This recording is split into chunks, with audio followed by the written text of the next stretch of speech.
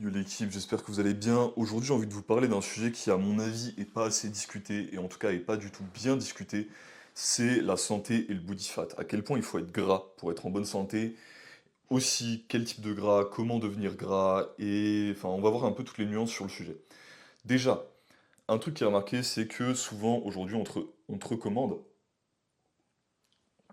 d'être à des taux de body fat plutôt bas, tu vois. Et c'est généralement aussi les critères de beauté sur les réseaux. Donc les mecs qui vont chercher à être autour de 10-12% de body fat, de par ce qu'ils voient sur Instagram, niveau physique, etc. Et les meufs, elles vont essayer d'être autour de 15-16, tu vois, mais généralement, elles vont quand même avoir les abdos visibles, etc. Ce qui est beaucoup, beaucoup, beaucoup trop bas d'un point de vue santé hormonale, etc. pour une femme, déjà. Alors, déjà, pour commencer, est-ce que prendre du gras c'est bien? Pourquoi prendre du gras ça peut être bien? Prendre du gras avec des aliments de merde, c'est pas bien. Logique, parce que quand tu manges de la merde, t'accumules certaines toxines, donc que ce soit avec les huiles végétales par exemple, des acides gras extrêmement inflammatoires, des radicaux libres, etc. Avec beaucoup des aliments dans le monde moderne, des métaux lourds, des pesticides, des polluants, enfin plein, plein, plein, plein, plein, plein de merde. Et du coup, si tu prends du gras en mangeant du caca, ben c'est pas bon pour la santé. Ça c'est assez évident. Maintenant, qu'en est-il de prendre du gras en mangeant des aliments sains? Donc en mangeant des grosses quantités de produits laitiers crus bio, en mangeant des produits animaux principalement crus, principalement bruts, beaucoup de gras, donc des bouillons, pourquoi pas, de la moelle osseuse, euh, du beurre, de la crème crue, etc. Donc là, ça peut être extrêmement bénéfique. Pourquoi? Rééquilibration hormonale. Déjà, tes hormones, pour être fabriquées, donc que ce soit ton cortisol, ta testo, si t'es une femme, progestérone, enfin pour les hommes aussi en soi, euh, enfin toutes tes hormones, elles ont besoin de cholestérol, elles ont besoin de fat pour être fabriquées, d'accord?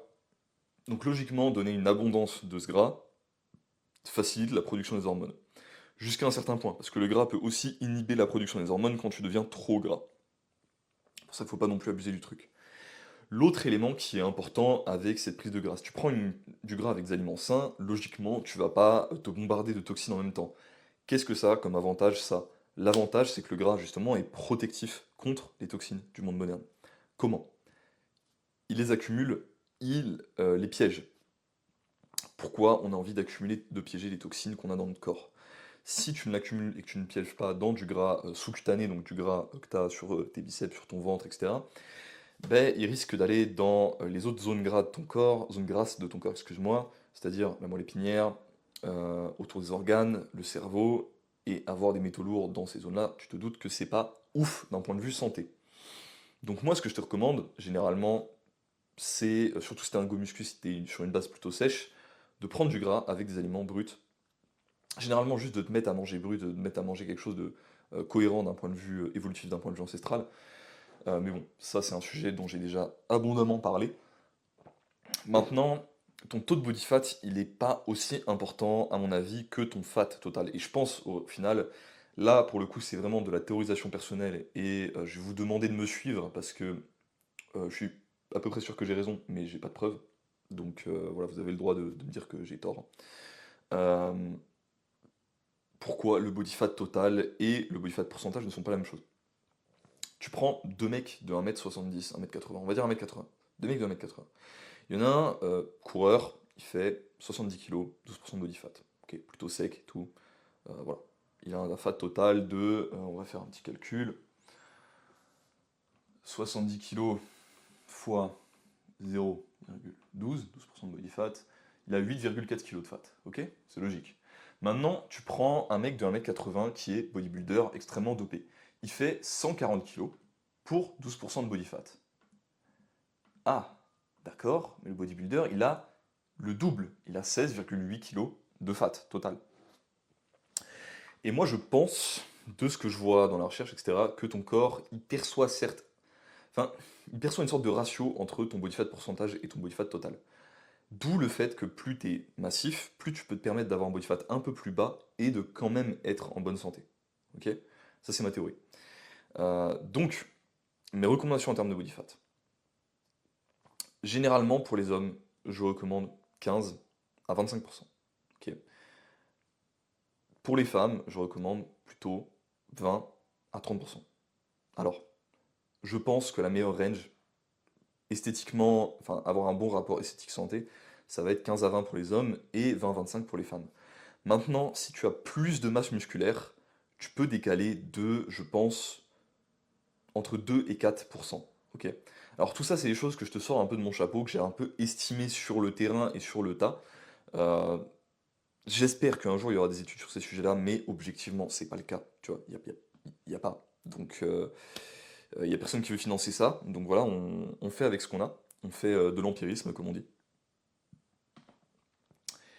Et du coup, ce que je vais te proposer, c'est de, en fonction de ton ratio PDC, donc est-ce que tu es en PDC neutre, est-ce que tu es en PDC négative, si tu es en PDC négative, je dirais de viser 16 à 20% de body fat.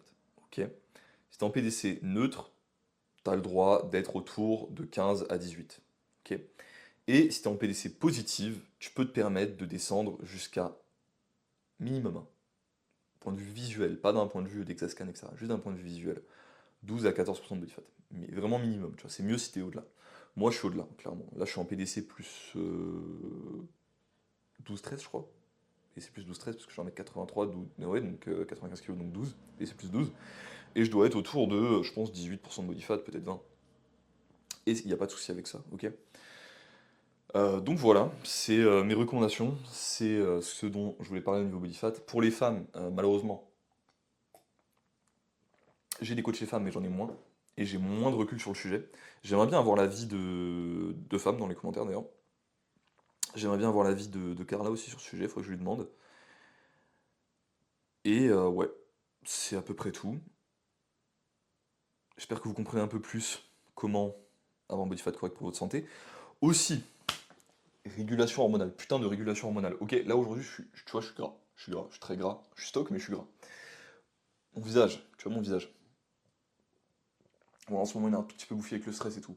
Il est 1000 fois moins bouffi que l'année dernière quand j'ai fait une prise de masse avec de la bouffe transformée et que j'étais moins gras. Ok, j'étais un taux de body fat plus bas et pourtant j'avais le visage beaucoup plus bouffi, beaucoup moins défini, etc. Pourquoi? C'est putain de logique. Régulation hormonale, les mecs. Régulation hormonale, système lymphatique qui fonctionne. Tu peux être beau en étant plus gras. Ok, ça faut l'accepter. Si tu manges bien, ton gras il va pas se répartir de la même manière que si tu manges comme de la merde. Donc, c'est pas grave. Ayez confiance, devenez gras, c'est pas grave. Vous allez vous sentir bien dans votre corps, moi j'ai aucun doute là-dessus. Moi j'avais énormément de doutes quand j'ai commencé à manger beaucoup. Et au final, c'est génial. Ok? C'est tout pour aujourd'hui, putain. Coaching de vie, consultation, communauté, description. Passe une bonne journée. À la prochaine.